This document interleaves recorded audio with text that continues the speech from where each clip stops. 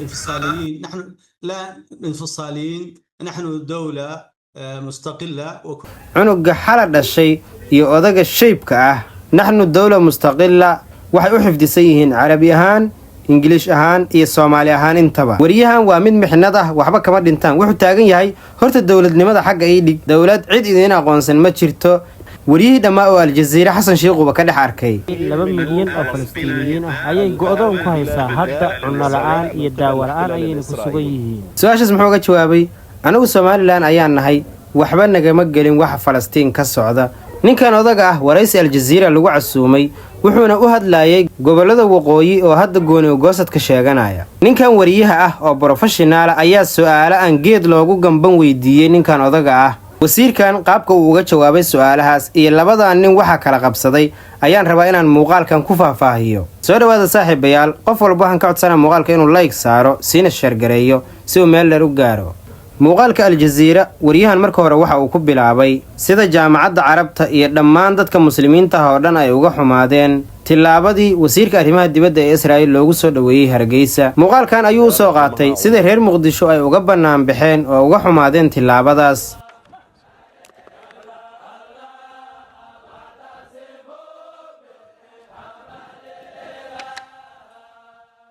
wariyuhu markuu soo dhaweeyay ninkan su'aashan ayuu ku bilaabay. waxaan kugu bilaabayaa su'aal ay dadka oo dhan isweydiinayaan. maxaad u qaadeen tilaabadan dhalisay doodda faraha badan iyo carada faraha badan? keliya ma aha nidaamyada carbeed ee islaamiga ah ee xitaa shucuubta carbeed ee islaamiga ah inaad Israa'iil xiriir la samayseen iyo inaad soo dhaweyn u samayseen wasiirka arrimaha dibadda ee Israa'iil xilli Israa'iiliyiintu maalin iyo hameen ay dil iyo go'doon ku wadaan Falastiiniyiinta Gaza, Lubnaan iyo meelo kale ku sugan. maxaad u qaadeen tilaabada noocaan ah? السلام عليكم ورحمة الله وبركاته. أسألك ما الذي دعاكم لهذه الخطوة بالتطبيع مع إسرائيل؟ تفضل. odaga marka su'aashan la weydiiyey wuxuu ka bixi waayay horta marka hore horta odaga carabigu uma fadhiyo oo luqadda carabiga aad uma yaqaano. marka labaadna su'aashan ayaa lama fila waa ku noqotay oo su'aashan ayuu ka naxay. hadalkii ayaa marka magnad camal ugu dhagay. wariyuhu su'aasha ayuu soo koobay oo mar kale ugu celiyey.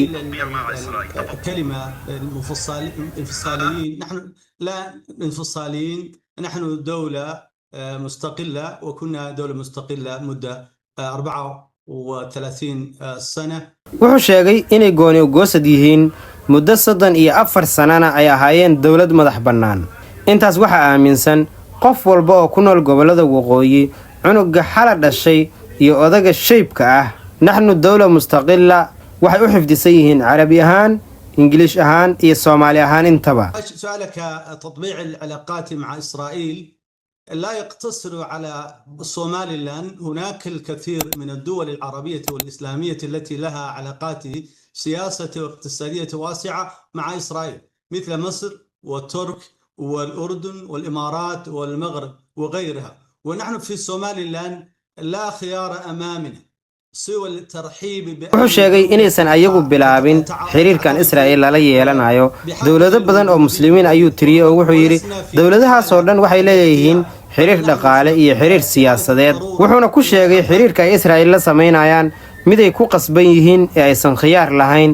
danina ay u geeday in Israa'iil xiriir la sameeyaan maadaama ay waayeen wax kale oo aqoonsada adduunka ay ka waayeen. oo ya dowlad u aqoonsanaya gobolka Soomaaliya ugu yar hal qabiila ku nool, saddexda xisbi oo ka dhisanna waxay ka soo jeedaan hal qabiil oo saddex jufo oo isla qabiilkaas ayay ka soo jeedaan. يعني سامحني على المستوى الدولي لم يتم الاعتراف بكم على مستوى الدول، مستوى الأنظمة. wariyahan waa mid mixnad ah, waxba kama dhintaan. wuxuu taagan yahay horta dowladnimada xagga ii dhig, dowlad cid idin aqoonsan ma jirto.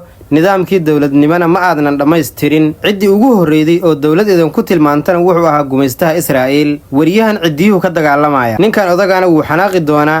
su'aalaha dambe sida uga jawaabayaan ka arki doonaa xanaaqiisa. wariyihii dhammaa oo aljaziira xasan shiikuba ka dhex arkay su-aashaanu dib ugu celiyey. xitaa haddii aad gooni goosatiin oo aad rabtiin inaad dowlad bilaabatiin, ma waxaad u tegaysiin oo isdhaarsi heshiis ah la gelaysiin qolo ku dilaya walaalihiinna muslimiinta ah Falastiin, Yaman iyo dowlado kale oo badan? adinka oo laa ilaaha ila allahu dhahaysiin, miyaad Israa'iil u ogolaanaysiin inay dhulkiina ka samaysato saldhigyo militari?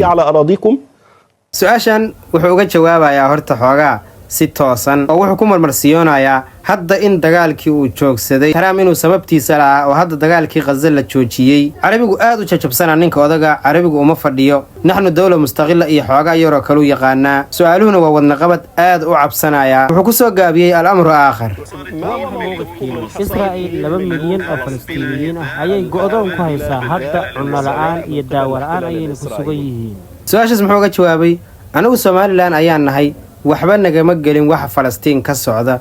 waa aan ka fognahay hadda muxuu lahaa dagaalkii Gaza waa uu joogsaday yuhuudana dawlado badan oo muslimiin ayaa xiriir la sameeyay sidaas darteed ayaa xiriir ula sameeynaa hadduu ku taagan yahay marka mowqifkiisii saxda ahaa wuxuu soo xasuustay in waxaan la duubayo Netanyahu loo geey doono annaga waxaan nahay dawlad Somaliland la yiraahdo waxaas waa aan ka fognahay caalamkaas ayaana ula midnahay waxba nagama gelin يعني أنا بقول لك أنت على عالمكم المنشود تقولون لا إله إلا الله تقولون لا إله إلا الله وفي نفس الوقت تقول أنا لكن وريهان mid haraya maahan wuxuu taagan yahay aaway xadiiskii nabiga sallallahu alayhi wasallam ee ahaa al-muslimu akhul muslim muslimka kale walaal ayuu leeyahay waxaad dhahaydaa la ilaaha illa allah isla markaasna waxaad leedahay waxba igama gelin 2 milyan oo dad Falastiiniyiin oo muslimiin ah oo go'doon ku jira cunno la'aan iyo daawo la'aan ay ugu darmatay odagu toos u xanaaqa marka meel uu u baxsadana waa waayay islaamnimo iyo diin iyo wax sadaa ka hadashid Israa'iil amayba i'tiraafkii la laabataa u siiri wariyii ku soo jeestay wuxuu taagan yahay su'aashaas dawladda Masar weydii adigu soo Masri ma tihid su'aashaas dawladda Masar kula laabo ayuu taagan yahay odagu ninkan sisi uu abgaal ugu egyahay ama Xasan Sheekh u soo dhiibo u siiri su'aalahan مصر لم تقبل بإنشاء قواعد عسكرية إسرائيلية على أراضيها وسؤالي الآن هل وافقتم أنتم في الإقليم على إنشاء قواعد عسكرية إسرائيلية على أراضيكم؟ وريان أسأل لفتركيس waa u dagaalamaya wuxuu yiri Basar Israa'iil uma ay soo ogolaan inay dhulkeeda ka samaysato saldhigyo military oo macnaha ay ka weerarto dadkaas muslimiinta ah wuxuu kala weydiiyay ma jirtaa Israa'iil inaad u ogolaateen dhulkiina inay ka samaysato saldhigyo military لسنا وافقنا لأي شيء الآن وافقنا الأمور يعني التعامل السياسي واعتراف الدولي لهذه يعني الأمور التي يعني قلت لها ما عندنا التوافق الآن لكن هذه العلاقة عربيga aad u dhibaayo odaga baqdina way ku jirtaa mar wuxuu leeyahay su'aashaas hadda jawaabteeda ma ku siinayo mar wuxuu leeyahay ma aanan ku waafaqin marna wuxuu leeyahay heshiiskeena waxa ku jirta inaan isdhaafsano dano anaga gaar noo ah wariyo wuxuu taagan yahay anigu ma fahmin tabaadil umur waxa ula jeedid waxaan ku kala beddelanaynaa waa maxay waxa ay Israa'iil ka faa'iideyso dhul Soomaaliyeed سامحني بعد هذا فاهم تبادل الأمور يعني ما الذي ستستفيد إسرائيل من أرض الصومال بعد هذا التطبيع وهذه العلاقة هم يتحدثون على إنشاء قواعد عسكرية على أراضيكم فهمسي حرير كانت سميسان هي فائدة ugu jirta Israa'iil waxay sheegeen inay saldhigyo military ka furanayaan dhulkiina miyaysan idin soo bandhigin arrintaas oo aysan idin weydiisan حاليا بدأت علاقات الدبلوماسية بين دولتين aad uga warwareegsana ninkan jawaabaha laakiin wariyahan ma gambanayo wuxuu taagan yahay hadday Israa'iil idin soo bandhigato inay dhulkiina saldhig military ka samaysato ma aqbalaysin arrintaas wuxuu taagan yahay markay imaataan ka hadlaynaa laakiin wariyuhu ma gambanayo wuxuu dhahay su'aashaas waqtigeedii ma joogno